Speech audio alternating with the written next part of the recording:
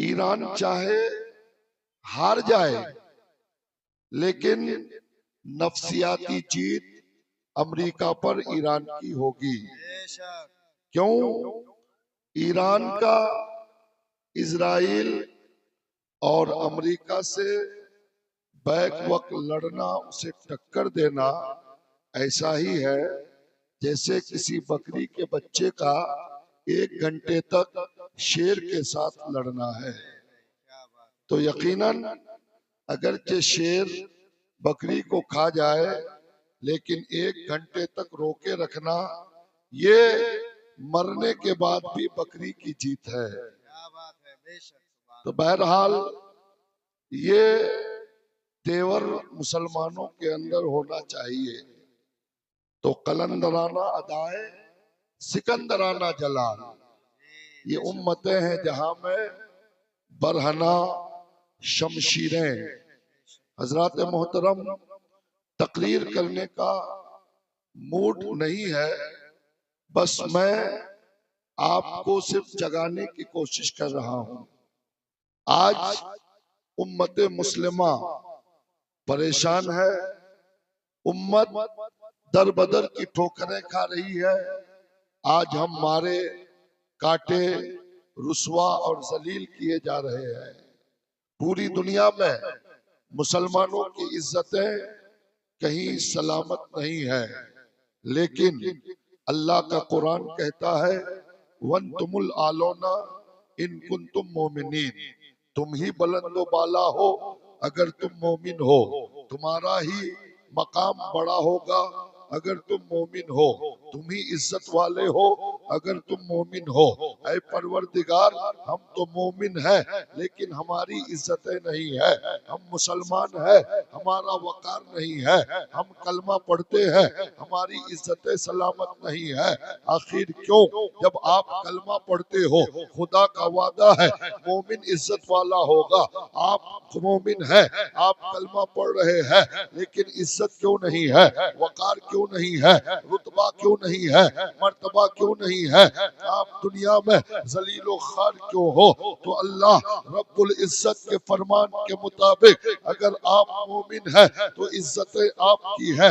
لیکن اقبال کہتا ہے کہ طریقہ مصطفیٰ کو چھوڑنا ہے وجہ بربادی، اسی سے قوم دنیا میں ہوئی ہے بے اقتدار. اپنی ہمیں کرنی ہے شہنشاہ بطحا کی رضا جوئی، وہ اپنے ہو گئے تو رحمت پروردگار اپنی. اے مسلمانوں، آپ کلمہ تو پڑھتے ہو لیکن آپ کا ایمان مکمل نہیں ہے. آپ نبی کا کلمہ تو پڑھتے ہو، آپ کا اسلام مضبوط نہیں ہے. آپ نبی کا نام تو لیتے ہو لیکن آپ کے ایمان میں پختگی نہیں ہے. آپ یا رسول اللہ کا نعرہ تو لگاتے ہو لیکن آپ کا ایمان مضبوط نہیں ہے. اگر ایمان مضبوط ہوتا تو دنیا آپ کو ذلیل نہیں کرتی. اگر اسلام مضبوط ہوتا تو دنیا آپ کو مارتی نہیں. اس لیے کہ جس مومن کا ایمان مضبوط ہوگا دنیا اسے ذلیل نہیں کر سکتی ہے. اس لیے کہ اللہ کا وعدہ ہے کہ جو سچا مسلمان ہوگا عزتیں اسی کی ہوگی. سبحان اللہ، بے شک، بہت خوب، سبحان اللہ، ماشاءاللہ. نعرہ تکبیر، نعرہ رسالت، علماء اہل سنت، سبحان اللہ، ماشاءاللہ. حضرات محترم، ہمارا ایمان کیا ہے؟ ہم مومن سچے اور پکے کیوں نہیں ہیں؟ ہم کلمہ مصطفیٰ کا پڑھتے ہیں لیکن طریقہ میرے نبی کا نہیں اپناتے ہیں. ہم نعرہ میرے مصطفیٰ کا لگاتے ہیں، نعرہ تکبیر اور رسالت کی صدائیں ہم بلند کرتے ہیں لیکن مصطفیٰ کی سنتوں پر ہمارا عمل نہیں ہے. کلمہ نبی کا پڑھتے ہیں، کھڑے ہو کر پیشاب کر کے یہودیوں اور عیسائیوں کا طریقہ اپناتے ہیں. کلمہ مدینے والے کا پڑھتے ہیں، حرام روزی اپنے بچوں کو کھلاتے ہیں. کلمہ مدینے والے کا پڑھتے ہیں، بھائی کی زمین ہڑپ کر حج اور عمرہ کرنے جاتے ہیں. کلمہ مدینے والے کا پڑھتے ہیں، اپنے بھائی کو گالیاں دیتے نظر آتے ہیں. کلمہ مدینے والے کا پڑھتے ہیں، ماں باپ کو گالیاں دیتے ہوئے نظر آتے ہیں. غوث کا دامن نہیں چھوڑیں گے کا نعرہ لگاتے ہیں. غوث کے طریقے پر ہمارا عمل نہیں ہے. غریب نواز کے دربار پہ حاضری تو دیتے ہیں لیکن غریب نواز کا طریقہ نہیں اپناتے ہیں. مخدوم پاک کی چوکھٹ پہ جاتے تو ہیں لیکن مخدوم پاک کے طریقے پر عمل نہیں ہے. اعلیٰ حضرت کے نام کا نعرہ تو لگاتے ہیں لیکن مسلک اعلیٰ حضرت پر ہمارا عمل نہیں ہے. بے شک کیا بات ہے، حق ہے بے اس شک. لیے اگر غوث کا نعرہ لگاتے ہو تو غوث کے قول پر عمل کرو. غریب نواز کے نام کا نعرہ لگاتے ہو، غریب نواز کے طریقے پر عمل کرو. حضرات محترم، آج مسلمانوں کی حالت کیوں ایسی ہے؟ اللہ اللہ میرے دوستو، آپ اپنے ایمان کو ٹٹولیے. ابھی عید گزرنے میں، ابھی رمضان گزرنے میں ایک ہفتہ بھی نہیں ہوا ہے. ایک ہفتہ پہلے ہم روزے کی حالت میں تھے، رمضان کے دنوں میں تھے. اللہ اللہ، رمضان میں تراویح ہم نے پڑھا، رمضان میں تلاوت ہم نے کیا، رمضان میں نمازیں ہم نے پڑھی، رمضان میں افطار و سحری کی سنتوں پر عمل ہم نے کیا. اللہ اللہ، رمضان میں گناہوں سے ہم بچے. اے میری قوم کے لوگوں، رمضان ختم ہوا، مسجدیں خالی ہو گئی. رمضان ختم ہوا، تلاوت کا فیضان روٹ گیا. رمضان ختم ہوا، ہم نے خدا کو بھلا دیا. اللہ اللہ، اے میری قوم کے لوگوں، رمضان میں نمازی بن جانا، رمضان میں نیکی کر لینا، یہ بہت بڑا کمال نہیں ہے، بلکہ رمضان کے بعد بھی نیکی کرنا اور عبادت کرنا یہ کمال کی بات ہے.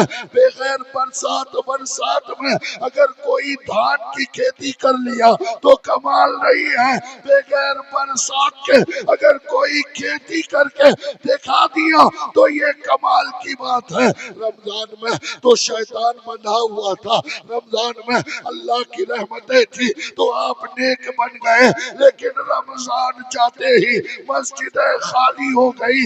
کیوں؟ آپ کا خدا کہ آپ کو صرف رمضان میں دیکھ رہا تھا. نہیں نہیں، میرا پروردگار جس طرح ہمیں رمضان میں دیکھتا ہے اسی طرح رمضان کے بعد بھی دیکھتا ہے. سبحان اللہ سبحان اللہ ماشاء اللہ. اس بہت لیے خوب بہت خوب. اس لیے رمضان کی طرح رمضان کے بعد بھی خود کو مسلمان بنا کر رکھو. میرے دوستوں اور بزرگوں، ہمارے ایمان کا حال یہ ہے کہ عید کی رات جو گزری، یعنی جس رات کو چاند ہوا، چاند رات جسے ہم کہتے ہیں، حدیث پاک میں آیا ہے کہ چاند رات کی فضیلت یہ ہے، نبی فرماتے ہیں کہ عید سے پہلے والی رات کو اگر کوئی جاگ کر خدا کی عبادت کرتا ہے، اللہ کو راضی کرتا ہے، تو اس کی پچھلی زندگی کی ساری خطائیں اللہ معاف فرما دیتا ہے. دوسری حدیث پاک میں آیا ہے، اللہ کے نبی نے فرمایا کہ عید کی رات کو یعنی چاند رات کو اگر کوئی اللہ کی بندگی کرتا ہے، اللہ کے لیے نماز پڑھتا ہے، تو اللہ اس بندے کے دل سے وہ خوف نکال دے گا جو خوف قیامت کی وجہ سے محشر کے دن لوگوں کے دلوں میں پیدا ہوگا. اللہ اللہ، چاند رات کی فضیلت یہ ہے کہ چاند رات کو نماز پڑھو تو اللہ آپ کی پچھلی خطائیں معاف فرما دیتا ہے. لیکن چاند رات کو ہم نے کیا دیکھا؟ مسلمانوں کا ایمان دیکھیے. اللہ کے نبی فرماتے ہیں نماز پڑھو تو گناہ معاف ہوگا، لیکن چاند رات کو مغرب سے لے کر فجر تک ہم گوشت ہاٹی کا چکر لگاتے ہیں. ہمیں اچھا گوشت چاہیے، گوشت کے لیے لائن لگا رہا ہے مسلمان. اللہ اللہ، نبی کہتے ہیں مسجد میں آؤ تو خطائیں معاف ہوں گی، لیکن مسلمان گوشت کے لیے گوشت آٹی کا لائن لگائے ہوا ہے. اللہ اللہ، اے میری قوم کے لوگوں، جس قوم کی حالت یہ ہو کہ گناہوں کو بخشوانے کے بجائے گوشت کے چکر میں پڑا رہے، اسے یہ کہنے کا حق نہیں ہے کہ اسلام خطرے میں ہے. بے شک کیا بات ہے، کیا کہنے. بہت جو خوب قوم خدا کو بھلا کر اپنے پیٹ کے لیے، اپنے ذائقہ اور اپنے سواد کے لیے گوشت کے چکر میں رہے، اسے یہ کہنے کا حق نہیں کہ اسلام خطرے میں ہے۔ قسم خدا کی، کون مائی کا لال ہے جو اسلام کو خطرے میں ڈال سکتا ہے؟ اے میری قوم کے لوگوں، دلی کا وہ ظالم آپ کے اسلام کے خطرے کا سبب نہیں ہے۔ دنیا کا کوئی حکمراں آپ کے اسلام کو خطرے میں نہیں ڈال سکتا ہے۔ اگر اسلام خطرے میں ہے تو کسی ظالم کی وجہ سے نہیں، بلکہ ہماری بدعمالیوں اور بد کرداریوں کی وجہ سے ہے۔ اگر اسلام کو خطرہ ہے تو کسی ظالم کی وجہ سے نہیں، بلکہ مسلمانوں کی شریعت سے دوری کی وجہ سے ہے۔ اگر آپ چاہتے ہیں کہ آپ کی عزتیں قائم ہو تو آؤ میرے نبی کی سنتوں سیرت پر عمل کر لو۔ میں لکھ دیتا ہوں، جس دن سے سیرت مصطفیٰ پر عمل کرو گے اسی دن سے اس دنیا پر تیری حکومت اور تیرا غلبہ ہوگا۔ سبحان اللہ، بے شک حق ہے، سبحان اللہ، بہت خوب، حضرات محترم، اقبال نے کہا تھا کہ وہ 313 تھے تو لرزتا تھا زمانہ، آج ہم سینکڑوں ہیں کرتے ہیں غلامی۔ اللہ اللہ، 313 نے انقلاب پیدا کر دیا تھا، آج ہم 200 کروڑ ہیں اس دنیا میں، لیکن 1 کروڑ سے کم یہودیوں نے پوری دنیا کے مسلمانوں کا جینا مشکل کر دیا ہے۔ آپ جانتے ہیں یہودیوں کی تعداد، اسرائیل جو اس وقت ایران پہ، پھر اس سے پہلے فلسطین کے مسلمانوں کو مارا، آپ جانتے ہیں ان کی تعداد کتنی ہے؟ پوری دنیا میں یہودیوں کی تعداد 1 کروڑ سے کم ہے۔ اللہ اللہ، 1 کروڑ سے کم یہودی 52-56 مسلم ملکوں کا جینا مشکل کر دیا ہے۔ پوری دنیا میں 200 کروڑ سے زیادہ مسلمان ہیں۔ ایک مسلمان ایک پتھر اٹھا کر اگر اسرائیل پہ پھینکے تو پورا اسرائیل ڈھک جائے گا۔ 200 کروڑ مسلمان ہو کر اللہ اللہ 1 کروڑ یہودیوں سے غائب و خاسر ہے۔ 1 کروڑ یہودیوں نے 200 کروڑ مسلمانوں کا جینا مشکل کر دیا ہے۔ اور مزے کی بات یہ ہے کہ 200 کروڑ کی تعداد ہماری ہے۔ اللہ اللہ، 56 ملک ہمارے پاس ہے، کئی ملکوں کے پاس، اسلامی ملکوں کے پاس ایٹمی طاقت ہے۔ اللہ اللہ، حضور کی دولت مسلمان ملکوں کے پاس، پیٹرول اور گیس کا پاور مسلمان ملکوں کے پاس، سونے کی کانیں مسلمان ملکوں کے پاس۔ اللہ اللہ، اللہ نے اتنی نعمتیں دیا ہے، 200 کروڑ مسلمان ہیں۔ اللہ اللہ، میدان بدر میں صرف 313 صحابی تھے، ہاتھ میں لڑنے کے لیے تلواریں بھی نہیں تھی۔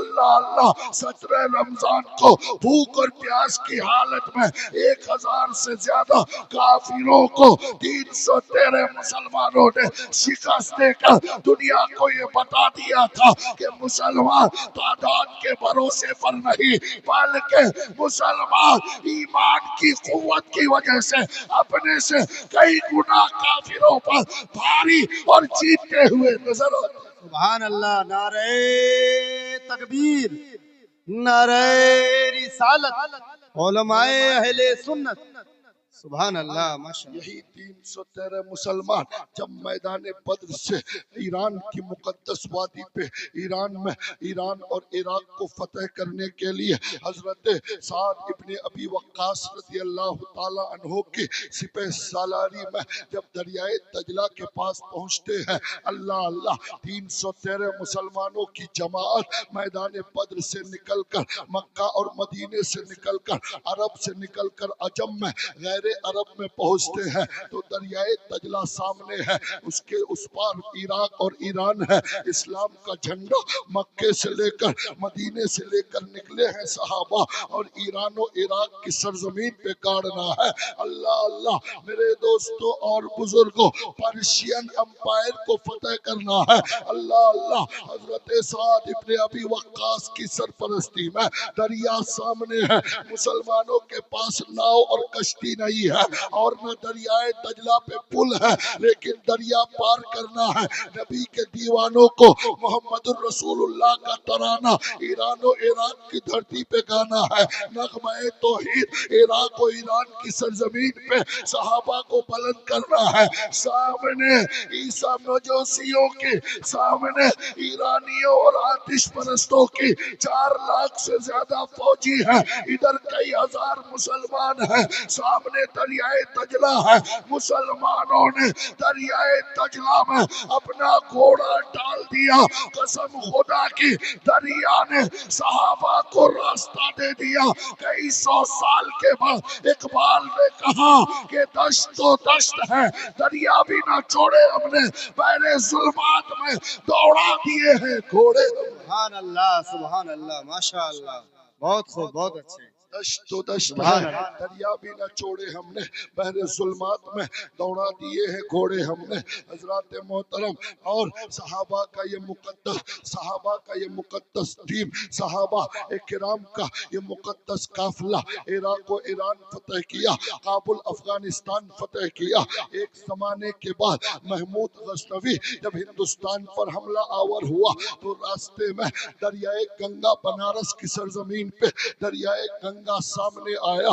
محمود غزنوی کے پاس 1 لاکھ فوجیوں کی تعداد ہے اور سامنے دریائے گنگا ہے۔ اللہ اللہ، تاریخ پھر ایک بار دہراتی ہے کئی 100 سال کے بعد۔ سپہ سالار نے کہا اے محمود غزنوی، دریا میں طوفان ہے، پار کرنا مشکل ہے، ہمارے پاس ناؤ کشتی نہیں ہے، ہمارے پاس پل نہیں ہے۔ اللہ اللہ، محمود غزنوی گھوڑے کی پیٹھ پہ کھڑا ہو کر کہتا ہے اے نبی کے دیوانوں، دریا کے اندر اتنا پاور نہیں کہ نبی کے غلاموں کا راستہ روک سکے۔ اے دریائے گنگا، آج سے پہلے ہزاروں قومیں تجھے پار کی ہوں گی، لیکن آج پہلی بار نبی کے غلاموں سے تیرا پالا پڑا ہے۔ ہمارا بھروسہ پل اور کشتی پہ نہیں ہے، ہمارا بھروسہ آمنہ کے لال پر ہے، مدینے کے مصطفیٰ پر ہے۔ اللہ اللہ، محمود غزنوی اور 1 لاکھ مسلمانوں نے دریا میں گھوڑا ڈالا، دریا نے راستہ دے دیا۔ کئی 100 سال کے بعد اقبال جب بنارس پہنچتا ہے تو دریا کو آنکھیں دکھا کر کہتا ہے اے آبرود گنگا، وہ دن یاد تجھ کو اترا تیرے کنارے جب کارواں ہمارا توحید کی امانت سینوں میں ہے ہمارے، آسا نہیں مٹانا نام و نشاں ہمارا۔ سبحان اللہ، نعرہ تکبیر، نعرہ رسالت، عرس حکیمی و حلیمی، سرزمین بیل بستی، سبحان اللہ۔ توحید کی امانت سینوں میں ہے ہمارے، آسان نہیں مٹانا نام و نشاں ہمارا۔ اللہ اللہ، اے مسلمانوں، تم وہ قوم تھے جس کے لیے دریا نے راستہ دے دیا، سمندر نے راستہ دے دیا، لیکن آج وہی قوم بزدل بنی ہوئی ہے، آج وہی قوم دوسروں سے ڈرتی اور مار کھاتی ہوئی نظر آتی ہے۔ اس کی وجہ کیا ہے؟ اس کی وجہ صرف یہ ہے کہ ہم نے طریقہ مصطفیٰ چھوڑا ہے، ہم نے نبی کا اسوہ چھوڑا ہے، ہم نے نبی کی سیرت پہ عمل کرنا چھوڑ دیا ہے۔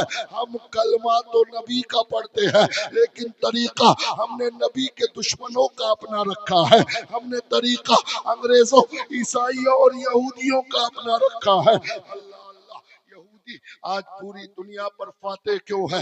1 کروڑ یہودی آج پوری دنیا کو اپنی مٹھی میں کیوں کر کے رکھا ہے؟ تو آؤ قسم خدا کی سیرت پڑھو مسلمانوں۔ ارے تم نبی کا غلام ہو کر نبی کی سیرت نہیں پڑھتے، لیکن دشمن نبی کی سیرت پڑھ کے دنیا کو مٹھی میں کر لیا ہے۔ یہودیوں کا یہ نیتن یاہو جو اس وقت یہودیوں کا سپریم لیڈر ہے، نیتن یاہو سے پہلے کا جو اسرائیل کا پرائم منسٹر تھا، اس سے کسی نے پوچھا کہ آپ اپنے ملک کا جب بجٹ تیار کرتے ہیں، ہر ملک کا سال میں 1 مرتبہ بجٹ پاس ہوتا ہے، یہ ہیلتھ کا اتنا بجٹ ہے، ایجوکیشن کا اتنا بجٹ ہے، راستے کا اتنا بجٹ ہے، ڈیفنس کا اتنا بجٹ ہے۔ اللہ اللہ، لیکن آپ تاریخ پڑھیے، اللہ کی قسم، یہودیوں کا اسرائیل کا بجٹ سیشن جب چالو ہوتا ہے تو سب سے بڑا بجٹ کا حصہ حصہ وہ لوگ ڈیفنس کے لیے رکھتا ہے، یعنی ہتھیار اور فوجیوں کے لیے وہ لوگ بڑا بجٹ تیار کرتا ہے، سارا بجٹ ایک طرف اور آدھا بجٹ یہودی اسرائیل کے لوگ، اسرائیل کی حکومت اپنے ڈیفنس پاور کو مضبوط کرنے کے لیے کسی نے پوچھا کہ آپ اپنا آدھا بجٹ، آپ اپنا آدھا مال اپنے ڈیفنس کے لیے کیوں رکھتے ہیں؟ تو کہا یہ میں نے مسلمانوں کے نبی سے سیکھا ہے۔ اللہ اللہ، یہودی پرائم منسٹر کہتا ہے کہ ہم نے یہ مسلمانوں کے نبی سے سیکھا ہے۔ کہا مسلمانوں کے نبی سے؟ کہا ہاں۔ کہا ہم نے مسلمانوں کی تاریخ پڑھی، مصطفیٰ کی سیرت پڑھی۔ اللہ اللہ، تو ہم نے پڑھا کہ جب مسلمانوں کا نبی اس دنیا سے جا رہا تھا، یعنی نبی بظاہر دنیا سے جا رہے تھے، مصطفیٰ کی بارگاہ میں ملک الموت آئے روح نکالنے کے لیے، تو اسرائیل کا پرائم منسٹر کہتا ہے کہ ہم نے مصطفیٰ کی تاریخ پڑھی، مسلمانوں کے نبی کی سیرت پڑھا کہ مسلمانوں کا نبی جب دنیا سے جا رہا تھا تو اس وقت ان کے گھر میں اتنا تیل نہیں تھا کہ چراغ جل سکے، ان کے کمرے میں اندھیرا تھا۔ اللہ اللہ، مسلمانوں کا نبی دنیا سے جا رہا ہے لیکن گھر میں چراغ جلانے کے لیے تیل نہیں ہے، لیکن وہ یہودی کہتا ہے کہ مصطفیٰ کے گھر میں چراغ جلانے کے لیے تیل نہیں تھا، لیکن نبی کے گھر کی دیوار پہ 13 تلواریں لٹک رہی تھی، جنگ کا سامان تھا، یعنی کھانے کے لیے کچھ نہ ہو لیکن ملک بچانے کے لیے ہتھیار ہونا چاہیے۔ یہ ہم نے کسی اور سے نہیں، مسلمانوں کے نبی کی سیرت سے سیکھا ہے۔ بے شک سبحان اللہ۔ آپ ذرا سوچئے بہت خوب۔ کہ ہمارے نبی کی سیرت پڑھ کر آج کافر دنیا کو مٹھی میں کر لیا ہے، لیکن مسلمانوں کو اپنے نبی کی سیرت پڑھنے کا وقت نہیں ہے، مسلمانوں کو اپنے نبی کی سنتوں پر عمل کرنے کا ٹائم نہیں ہے۔ ہمارے پاس ہوٹل میں بیٹھ کر چغلی کرنے کا ٹائم ہے، ہمارے پاس ہوٹل میں بیٹھ کر پولیٹکس پہ بات کرنے کا ٹائم ہے، ہمارے پاس مسلمان بھائی کی غیبت کرنے، ہمارے نوجوانوں کے پاس رات کو 10 گھنٹہ اپنے موبائل پہ ننگی اور ادننگی تصویریں دیکھنے کا وقت ہے، ماں باپ کو گالی دینے کا وقت ہے، لیکن نبی کی سیرت پڑھنے کا، نبی کی سیرت پر عمل کرنے کا ہمارے پاس وقت نہیں ہے۔ اے میری قوم کے لوگوں، جب تک سیرت مصطفیٰ پر عمل نہیں کرو گے تب تک اسی طرح مارے اور کاٹے جاتے رہو گے۔ اگر چاہتے ہو عزت کی زندگی، اگر چاہتے ہو وقار کی زندگی، اگر چاہتے ہو تمہارا دبدبا ہو، تمہارا غلغلہ ہو، تمہارا پاور ہو، تمہارے قدموں پہ حکومت ہو، تو آؤ، اس کا صرف ایک راستہ ہے اور وہ راستہ مصطفیٰ کی سیرت ہے، میرے نبی کا طریقے پہ چلنے کا عمل ہے۔ اللہ اللہ، آج مسلمان یہ سوچتا ہے، بہت تلخ بات ہے لیکن میں تلخ بات کہنے کا عادی ہوں۔ اے میری قوم کے لوگوں، یقیناً میں ان مقرر اور خطیبوں میں سے نہیں ہوں جو آپ کو آسانی سے جنت کی سیر کرا دیتا ہے۔ میرے دوستوں اور بزرگوں، اس لیے آج تو ہمارے اسٹیجوں کا حال یہ ہے کہ ہم جیسا اکثر خطیب آ کر کہتا ہے کہ نعرہ لگاؤ جنت میں پیڑ مل جائے گا، سبحان اللہ کہو جنت میں کھجور کا پیڑ لگاؤ، اللہ اللہ پیر صاحب کا دامن پکڑ لو جنت تمہارے باپ کی ہو جائے گی، اللہ اللہ دنیا کے جتنی بڑی خانقاہ کا جتنا بڑا پیر کیوں نہ ہو، اگر تم نماز نہیں پڑھتے ہو، اگر فرائض پہ عمل نہیں کرتے ہو تو دنیا کا کوئی پیر تمہیں جنتی نہیں بنا سکتا ہے۔ یہ کان کھول کر سن لو، اے میری قوم کے لوگوں، جنت اتنی آسان نہیں ہے، جنت کسی کے باپ کی جاگیر نہیں ہے، جنت نہ تو مولانا رفیق کے باپ کی ہے، جنت نہ تو اختر پرواز کے باپ کی ہے، جنت نہ تو فیروز عالم مصباحی کے باپ کی ہے، جنت نہ تو شفیع انور کے باپ کی ہے، جنت نہ تو کسی پیر کے باپ کی جاگیر ہے۔ اللہ اللہ، جنت جس کے باپ کی جاگیر ہے اس کا نام فاطمہ ہے، جنت کا مالک فاطمہ کا باپ ہے، جنت کا مالک خاتون جنت کا باپ ہے۔ اللہ اللہ، جس فاطمہ کے باپ کی جنت ہے اس فاطمہ کی راتیں سجدے میں گزر رہی ہے اللہ اللہ، اور جس کے باپ کا کچھ نہیں ہے اس کی رات کھیل اور تماشے میں گزرتی ہے۔ نعرہ تکبیر، نعرہ رسالت، نعرہ حیدری، اصلاح معاشرہ، مفتی فیروز صاحب قبلہ، سبحان اللہ۔ جنت جس فاطمہ کے باپ کی ہے، نبی نے جسے کہہ دیا جنتی وہ جنتی ہے۔ اللہ اللہ، جنت فاطمہ کے باپ کی ہے، لیکن فاطمہ کا ایک سجدے میں پوری رات گزر جاتی ہے، اور ہماری ماں اور بہنوں کو فلمیں اور سیریل دیکھنے سے فرصت نہیں ہے۔ اے میری قوم کی ماں، بیٹیوں، بہنوں، کان کھول کر سن لو، قسم خدا کی جنت صرف دعا تعویذ اور پھونک پھاک سے ملنے والی نہیں ہے۔ آج تو ہماری قوم کی حالت یہ ہے کہ اگر انہیں پھونک اور جھاڑ پھونک پہ جنت کی بشارت دے دی جائے تو یہ لاکھوں روپے خرچ کر کے تعویذ کے ذریعے جنت جانا چاہیں گے۔ اللہ اللہ، اے میری قوم کے لوگوں، جنت آسان نہیں ہے۔ جنت آسان اس کے لیے ہے جو جنت والا کام کرے۔ جنت آسان نہیں ہے۔ اگر جنت اتنی آسان ہوتی تو حضرت ابو بکر روتے ہوئے زندگی نہیں گزارتے۔ جنت اتنی آسان ہوتی تو حضرت عمر آدھی رات کو اٹھ کر خدا کے خوف سے نہیں روتے۔ جنت اتنی آسان ہوتی حضرت عثمان غنی قبروں کو دیکھ کر اس قدر روتے تھے کہ روتے روتے آنسوؤں سے تاڑیاں بھیگ جاتی تھی۔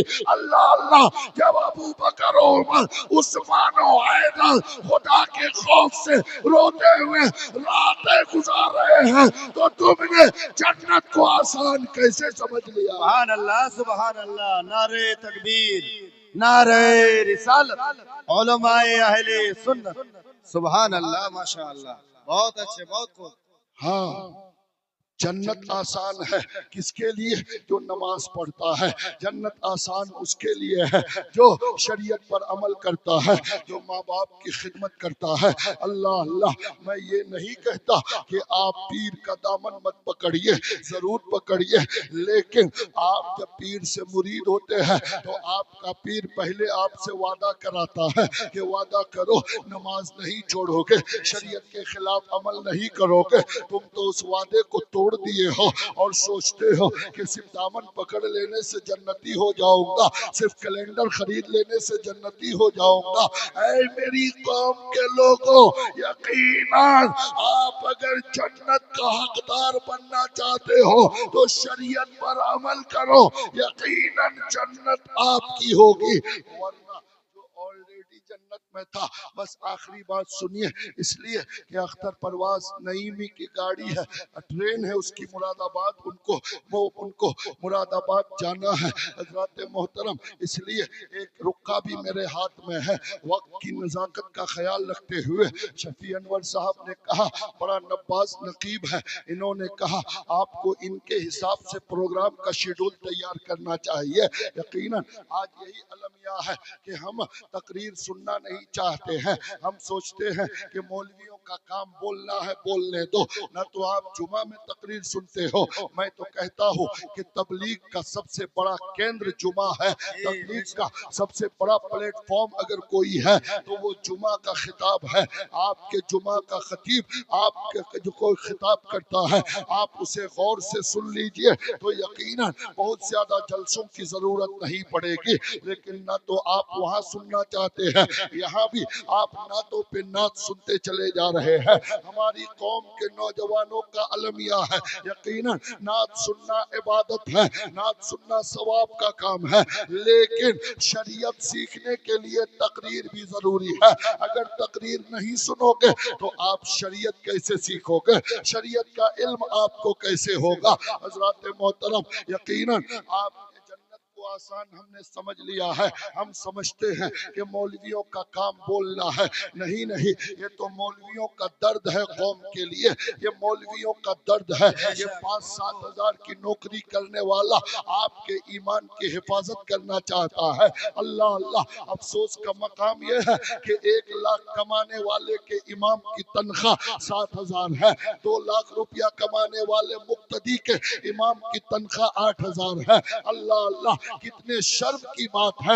ہم نے کبھی سوچا، کبھی غور کیا کہ ہمارا گھر 2 لاکھ میں چلتا ہے تو ہمارے امام کا گھر 7,000 میں کیسے چلتا ہوگا؟ اے میری قوم کے لوگوں، جب تک آپ اپنے علماء کو خود عزت نہیں دو گے، آپ کا اسلام اور آپ کا ایمان طاقتور نہیں ہوگا. اگر آپ چاہتے ہیں کہ اسلام مضبوط ہو، آپ کا ایمان مضبوط ہو، تو اپنے علماء اور ائمہ کی قدر کیجئے، ان کو عزت سے نوازیے. جس دن آپ کا امام باعزت ہو جائے گا، قسم خدا کی، آپ اور آپ کا اسلام بلند و بالا ہو جائے گا. بے شک، سبحان اللہ. بہت خوب، بہت خوب، ماشاء اللہ، ماشاء اللہ.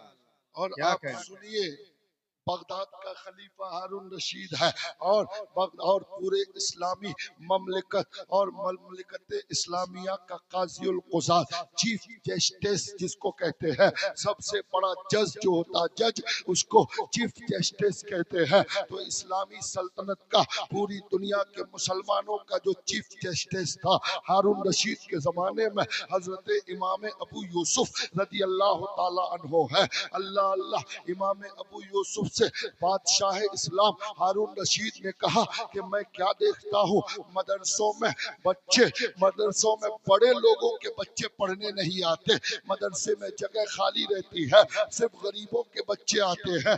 آج بھی وہی حال ہے، بڑے لوگ اپنے بچوں کو انگلش میڈیم اسکول میں پڑھاتے ہیں. کوئی مولوی بنانا نہیں چاہتا اس لیے، اور کوئی لڑکی، کوئی ماں باپ اپنے مولوی کو اپنا داماد بھی نہیں بنانا چاہتا. 7-8 ہزار کا مولوی میری بیٹی کو کیسے کمائے گا، کھلائے گا؟ اے میری قوم کے لوگوں، یہ 7-8 ہزار روپیہ کیا دشمنوں نے تنخواہ متعین کیا ہے؟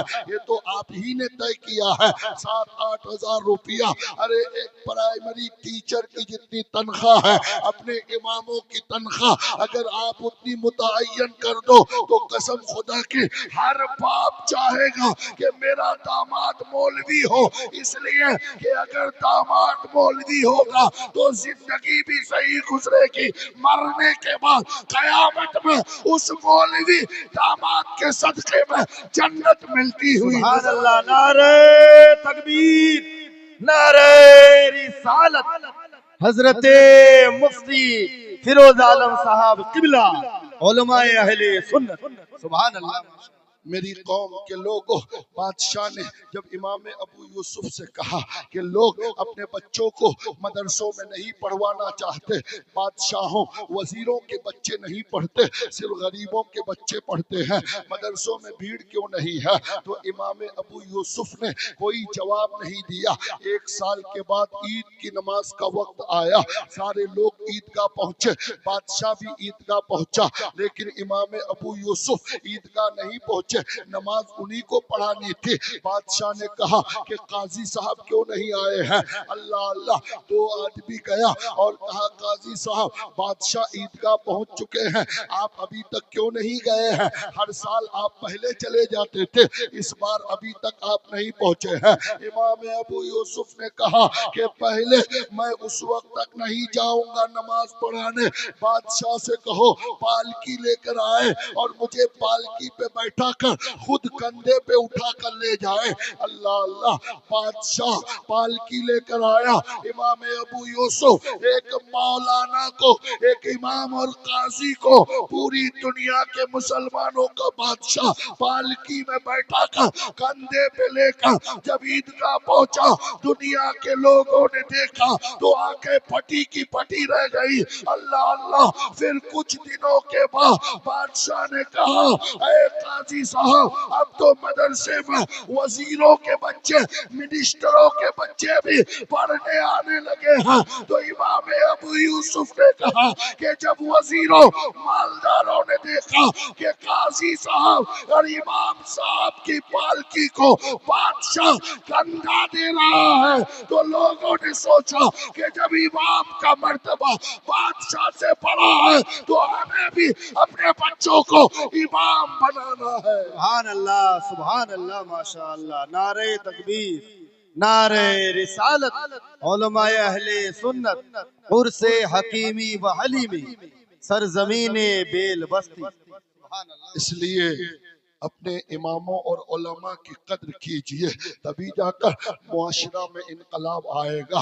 आखिरी बात सुनिए, जन्नत इतनी आसान मत समझिए, इबादत कीजिए, अल्लाह को राज़ी कीजिए। जन्नत, हम तो जन्नत से बाहर हैं। एक आदमी, एक शख्स ऐसा था जो जन्नत में बहुत दिनों तक रहा। उसका नाम क्या था? इबलीस था। शैतानों का जो सरदार इबलीस है, जानते हैं वो कहाँ रहता था? वो 1,00,000 साल तक वो जन्नत में रहा, फरिश्तों का सरदार रहा, फरिश्तों का उस्ताद रहा, जन्नत के बागों बहार में टहलता था, जन्नत के झूले में झूलता था। अल्लाह अल्लाह, लेकिन उसे जन्नत से निकाल दिया गया। क्यों निकाला? क्या शैतान ने जन्नत में चोरी किया था? नहीं नहीं। क्या शैतान ने जन्नत में डकैती दिया था? बिल्कुल नहीं। क्या शैतान ने जन्नत में ज़िना किया था? बिल्कुल नहीं। क्या शैतान ने जन्नत में सूदी कारोबार चालू किया था? बिल्कुल नहीं। शैतान ने जन्नत में कोई गुनाह नहीं किया था।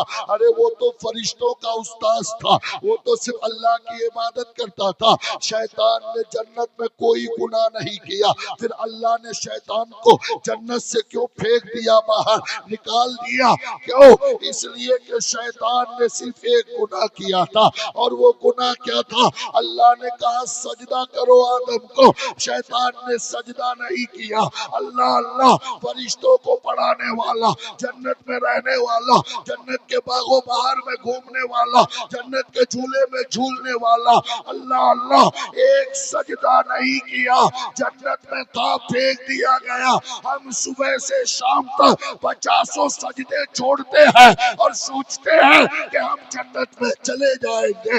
अरे जो था वो निकाल दिया, हम तो अभी गए ही नहीं, तो फिर बगैर सजदों के तुम जन्नत में कैसे जाना चाहते हो?